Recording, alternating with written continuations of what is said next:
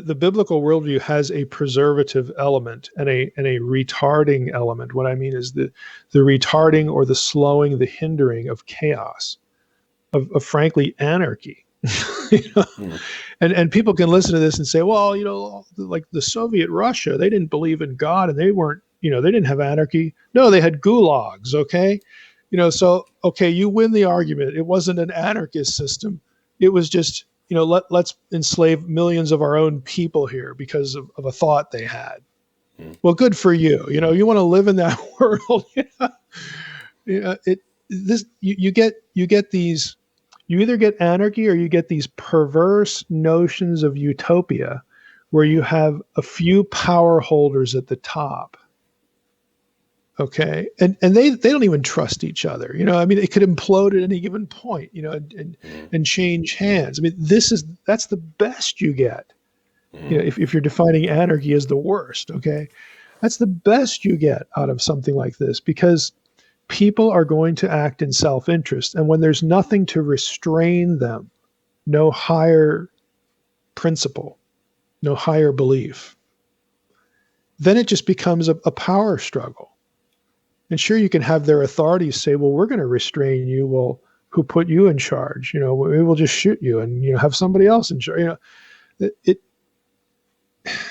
Again, there's your range, totalitarianism or anarchy.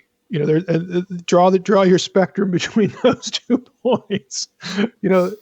It's tyranny or anarchy. Welcome to the world. So I agree with you. I think that people who do hold to absolute morality, whether they can articulate why they do that or not. I think this impulse for freedom and justice is intrinsic, to humans.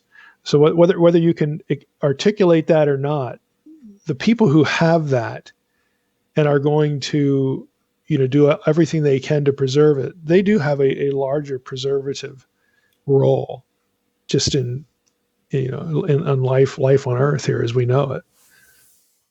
Yeah, the early church, they never made it their ambition to overthrow Rome, but they certainly were willing to disobey Rome when Rome's laws required them to sin, okay, or forsake Christ or something like that, and they were willing to suffer, and they did.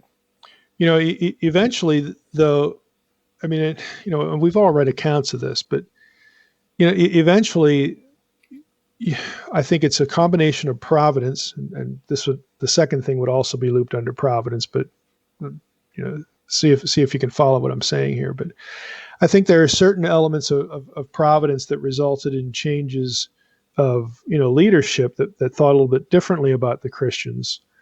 But there's also the element of the average person being disabused of the mythologies that were spread about Christians, and they could see through the conduct of Christians that they were admirable. Like, why are we picking on these people? That, in other words, that the Christians were still good neighbors at the expense of their own property and lives. You could still count on them. There was this willingness to suffer and to be, to treat their enemies as for what they were. They were fellow imagers of God who needed Christ, So I think all of these things are a recipe for what the West needs to do. Nobody said it's not going to hurt. It is going to hurt.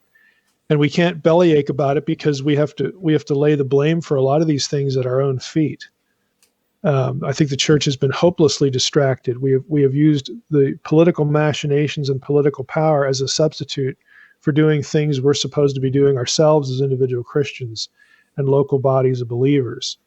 Okay, so we're gonna reap what we've sown.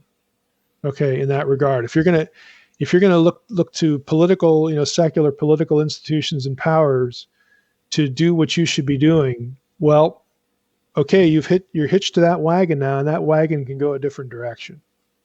Okay, it's going to be pulled by some other things, and you can't control it, and so there you go. And that's essentially what we have. I would hope that we would be smart enough to build relationships and even solicit and recruit people to come over here from the third world and some of these countries that have lived under persecution for decades, because the Christians there, the church there is growing. They know how to do this. So we could use a little, if we want to have a life coach here, I mean, I would hope that these churches in Asia and the third world, that they would send missionaries to the West, because they will help.